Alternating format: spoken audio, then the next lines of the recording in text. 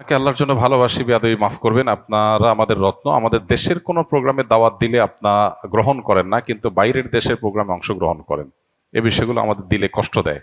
আল্লাহ আপনার সহায় হন। প্রথম কথা হলো যে বাইরের দেশে প্রোগ্রাম দাওয়াত দিলেই আমরা অংশগ্রহণ করি, এটা আপনি কিভাবে বুঝলেন? দেশে যেরকম আমরা খুব বেছে বেছে অল্প কিছু প্রোগ্রাম করি, বাহিরেও অলমোস্ট বেছে বেছে খুব অল্প কিছু প্রোগ্রাম করি।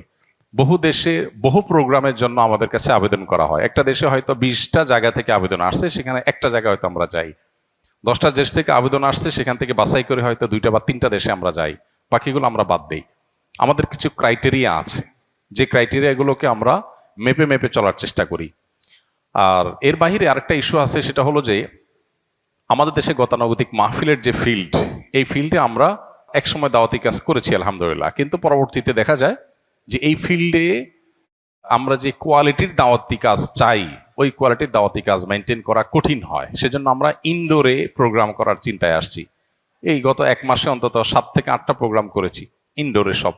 তো এই যে ইনডোর প্রোগ্রামগুলো করছি, এগুলো দেশের বাইরেও করছি, দেশেও করছি, কিন্তু এগুলো আমাদের নির্দিষ্ট কিছু ক্রাইটেরিয়া আছে, সেগুলো ফুলফিল করার পর আমরা সীমিত পরিসরে যতটুকু করলে আমার ফাউন্ডেশনের কার্যক্রম, নিজের লেখাপড়া, নিজের গবেষণার কার্যক্রম বাধাগ্রস্ত হবে না, সেই রকম মেপে ঝুঁপে আমরা প্রোগ্রাম নেই। ব্যাপারটা দেশ বা বিদেশের না, ব্যাপারটা হলো আমাদের ক্রাইটেরিয়ার, ব্যাপারটা হলো আমাদের কোয়ালিটির। ক্রাইটেরিয়া যখন বনে যায় তখন দেশেও প্রোগ্রাম করছি। যেমন বিদেশি প্রোগ্রাম যদি 5টা করি, দেশের প্রোগ্রাম 10টা করি, এমন না যে দেশের প্রোগ্রাম করছি না একেবারে। হ্যাঁ, দেশের প্রোগ্রাম যে হারে আছে সে হারে প্রোগ্রাম করতে চাইলে তো দিনে 10টা করেও শেষ করা যাবে না। তো এই জন্য আমরা নির্দিষ্ট ক্রাইটেরিয়ার মধ্যে এটাকে বাছাই করার চেষ্টা করি। মাহফিলের ফিল্ডে কাজ করার জন্য বহু বক্তা আছেন দেশে, মাশাআল্লাহ, অনেক ওলামা একরাম আছেন, তারা কাজ করছেন, সেটা কাজ দরকারও আছে। কিন্তু আমাদের মাহফিলের বাইরে অনেকগুলো কাজ আছে, যে কাজগুলোতে আমরা মনোযোগী না হলে অন্য কেউ মনোযোগী হয়তো হবে না। সেজন্য আমরা সেদিকে ফোকাস দিতে চাই, এখান থেকে কমায় আনতে চাই। দেশ থেকে ফিল্টার করে ক্রাইটেরিয়ার মধ্য দিয়ে বাছাই করার প্রক্রিয়াটা যত কঠিন, দেশের বাইরের প্রোগ্রামগুলোকে বাছাই করে আপনার আমাদের ক্রাইটেরিয়ার মধ্যে আনাটা সেই তুলনায় অনেক ইজি। কারণ আমাদের দেশে দেখা যায় এমন প্রোগ্রাম আছে যে প্রোগ্রামটা আসলে ওয়াজ মাহফিল উপরে, নামকে আসতে ওয়াজ মাহফিল, টার্গেট আসলে অন্য কিছু। বাইরে এই ধরনের প্রোগ্রাম খুব কম হয়। এরপর আমাদের এখানে ফিল্ডের প্রোগ্রাম বেশি, বাইরে ফিল্ডের প্রোগ্রাম অলমোস্ট নাই, সব ইনডোর প্রোগ্রাম। ইনডোর প্রোগ্রাম তো আমাদের দেশেও আমরা করি, কিন্তু খুব হিসেব নিকেশ করে, খুব বাছাই করে। অতএব ইস্যুটা দেশি বিদেশে না। আর বাইরের প্রোগ্রাম আসলেই নিয়ে নাই তা না। আপনি হয়তো 5টা প্রোগ্রাম দেখছেন ফেসবুকে, এই জন্য আপনি মনে করতেছেন সবগুলো নিয়ে নিচ্ছি, আরো 50টা বাদ দিয়ে যে 5টা নিচ্ছি, সেটা তো আপনি বুঝেন নাই। ঠিক একইভাবে দেশে আমরা হয়তো অল্প পরিসরে বিভিন্ন ইউনিভার্সিটিতে, বিভিন্ন শিক্ষা প্রতিষ্ঠানে, বিভিন্ন আপনার ক্রাইটেরিয়াতে কিছু প্রোগ্রাম আমরা করি। হ্যাঁ, গণহারে যে দাওয়াতি কাজ সেটা আমরা করি না। মাহফিলের ফিল্ডটাতে আমরা যাচ্ছি না। মাহফিলের ফিল্ডে আমরা আদৌ যাবো কিনা, গেলে কিভাবে যাব, সেটা অনেক হিসাব নিকাশের ব্যাপার। কারণ আমাদের একটা মাহফিল করার জন্য দেখা যায় যে পরিমাণ সময় নিয়ে আমরা যাই, যাওয়ার পর দেখা গেল যে যে উদ্দেশ্যে করা হয়েছে ডিসিপ্লিন মেনটেন নাই, অনেক অসুবিধা তৈরি হয়। এসব কারণে আমরা এই ফিল্ড থেকে সরে আসছি। তো মূলত আমরা দাওয়াতি কাজের জন্য আসুন্নাহ ফাউন্ডেশন একটা অডিটোরিয়াম করেছি, প্রায় 800-900 লোক ধারণ করবে। সারা বছর সেখানে দাওয়াতি কাজ চলবে ইনশাল্লাহ। আমরা বাহিরের দেশে, দেশের বাইরে সফরগুলো দিন যত যাবে আমরা সেগুলোকে কমিয়ে আনার চেষ্টা করব। এবং আমাদের যে নিজস্ব অডিটোরিয়াম, সেখানে আমরা বিভিন্ন পেশার মানুষের জন্য সারা বছর ব্যাপী আমরা ইনশাল্লাহ দাওয়াতি কাজ করব। কারণ বাহিরে 7 ঘন্টা 8 ঘন্টা সফর করে গিয়ে একটা প্রোগ্রাম করার পরে দেখা যায় যে প্রোগ্রামটা যারা আয়োজন করেছেন তাদের উদ্দেশ্য, তাদের পদ্ধতি, তাদের ডিসিপ্লিন, এগুলোতে প্রচুর পরিমাণ ত্রুটি ছিল। দেখা যায় আমার সময়টা নষ্ট হয়েছে। তো এটা যেন না হয় আমরা সে বিষয়ে বিশেষভাবে খেয়াল করছি। আপনাদের সহযোগিতা এই জন্য আমাদের দরকার। জাযাকুমুল্লাহ খাইর।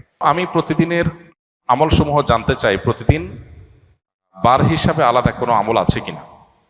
ভাইরা আমার, প্রাত্যহিক একজন মুসলমানের সবচেয়ে বড় আমল হলো 5 ওয়াক্ত নামাজ পড়া।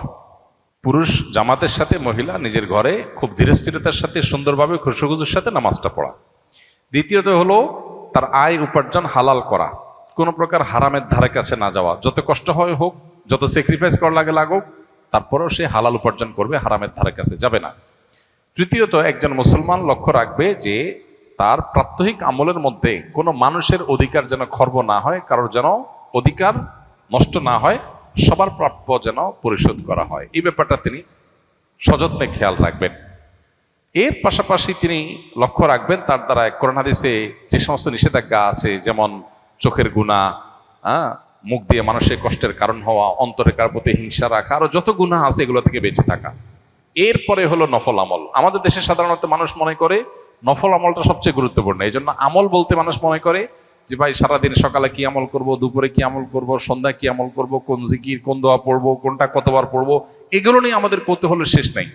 এটা ভালো, কিন্তু এর চাইতে হাজার গুণ বেশি গুরুত্বপূর্ণ হলো আমার দ্বারা কোনো গুনাহ হচ্ছে কিনা, কোনো অন্যায় হচ্ছে কিনা। আপনি কোনো কোরআন হাদিসের আলোকে কোনো ভায়োলেশন যদি না করেন, গুনাহ থেকে বাঁচেন, তাহলে আপনার নফল আমল, জিকির, তসবিহ এগুলো যদি কমও থাকে, আখিরাতে নাজাত পেয়ে যাবেন। আর জিকির, তসবিহ আমল দিয়ে ভরে ফেলছেন, কিন্তু আপনি গীবত করেন, আপনার অন্তরে হিংসা আছে, আপনার অন্তরে দুনিয়ার মোহ আছে, আপনি নামাজের ত্রুটি করেন, আপনার অন্যান্য ক্ষেত্রে হালাল হারামবাজ বিচার নাই, আপনি পর্দার বিধান মানেন না, তাহলে সেক্ষেত্রে এই সমস্ত নফল আমলের কোনো মানে হতে পারে না।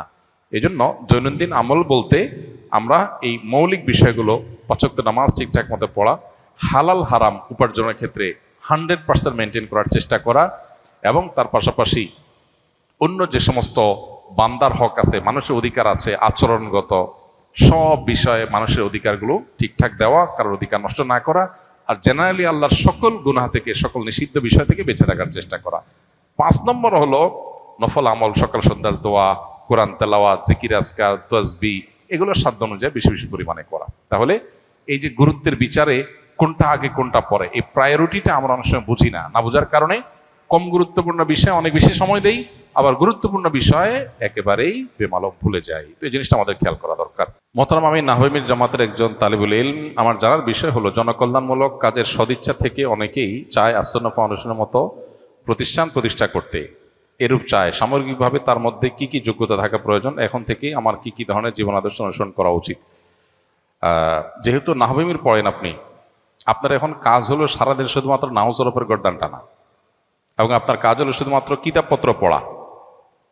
এই বয়সে আপনি সামাজিক কাজ করার জন্য কি কি পদক্ষেপ নিতে হবে এ বিষয়ে চিন্তা না করে আপনার এখন কাজ হলো পড়াশোনাকে ভালো একটা জায়গায় নিয়ে যাওয়া। মানুষ সময়ের কাজ সময় করতে না পারলে পরে আর সেটা করা যায় না। ভালো আলেম হওয়ার কাজটা করতে হয়। আমি আসন্না ফাউন্ডেশন করেছি, আলহামদুলিল্লাহ। আমি যখন নাহমির পড়েছি তখন শুধু পড়ালেখা করেছি, আর কিছু করিনি। অতএব আপনি আমাকে যদি ফলো করেন তাহলে আপনাকে পড়ালেখা করতে হয় মনোযোগ দিয়ে, বাস। এরপর সময় আসবে ইনশাআল্লাহ যখন আপনি এসব নিয়ে ভাববেন, কাজ করবেন। সময়ের আগে থেকে যদি মানুষ অনেক ভাবনার ভিতরে ডুবে যায়, তখন সেগুলো অনেক সময় শয়তান তাকে পথ থেকে সরানোর জন্য করে, নেক্সরতে ধোঁকা যেটাকে বলে। আপনার মধ্যে উম্মতের এমন ফিকির ঢুকাই দিল যে আপনার বেসিক যে কাজ সেগুলো করা হলো না, পরে উম্মতের জন্য আর কিছু করা হলো না, নিজেরটা আর করা হবে না। তো এই জন্য ছাত্র জীবনে বিশেষ করে এই পর্যায়ে যখন একবারে ফাউন্ডেশন তৈরি হবে, এই টাইমটাতে খুব ভালো করে মনোযোগ দিয়ে পড়ালেখা করতে হবে। এরপর ইনশাআল্লাহ একটা সময় যখন আল্লাহ তাআলা সুযোগ দিবেন এইসব নিয়ে কাজ করার, তখন যথেষ্ট শেখার সুযোগ আছে, ভাববার সুযোগ আছে, সেগুলো আমরা করব। আমরা সাধারণত সেবামূলক প্রতিষ্ঠান করার জন্য মনে করি টাকা পয়সা দরকার।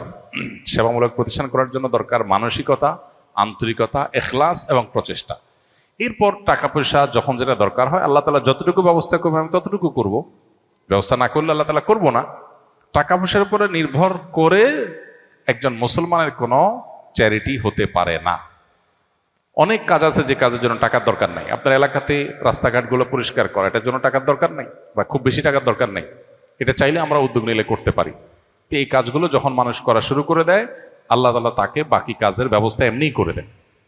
আসন্না ফাউন্ডেশন থেকে আমরা এইভাবেই ধীরে ধীরে ধীরে ধীরে কাজ করে তারপর সামনে অগ্রসর হয়েছে। অতএব যারা কাজ করতে চান তারা এই প্রক্রিয়ার মধ্য দিয়ে আগানোর চেষ্টা করবেন।